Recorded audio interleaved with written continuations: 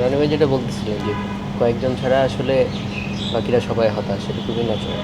মানে হতাশ হওয়া ছাড়া এখানে কি অন্য কিছু আছে যদি আপনি ক্রিকেটিং পার্সপেক্টিভ থেকে দেখেন ব্যাপার? না, হতাশা হচ্ছে একটা জিনিস আছে, জয়োল্লাস করারও ব্যাপার আছে। হ্যাঁ, মানে সেটা ধরেন আসলে একজন কোন ডিরেক্টর রাউন্ডে? ক্রিকেটারদেরকে এরকম হেয় করলেন, তাকে আবার রিইনস্টেট করা হলো, এটা তো আসলে পুরস্কৃত করা হলো। হ্যাঁ, এটা তো জয় উল্লাস। মানে ক্রিকেটারদেরকে অপমান করার মানে সবচেয়ে বড় জয় উল্লাস হলো ওই ডিরেক্টরের, যে তিনি রিইনস্টেট হইলেন ফিনান্স কমিটিতে। একটা খেলা বন্ধ হয়ে গেল ক্রিকেটারদের ইয়েতে, একদিনের জন্য বিপিএল বন্ধ হয়ে গেল, কত কী বলা হলো, রাত 12টার সময় মিটিং হইলো, জান হইলো আমরা সব পদক্ষেপ নিতেছি, তাকে আপাতত নামাইছে অন্যান্যরা, এবং পরবর্তীতে আমরা লাস্ট বোর্ড মিটিংয়ে সেটা সিদ্ধান্ত হলো যে তাকে আমরা বোর্ডে রাখা হচ্ছে।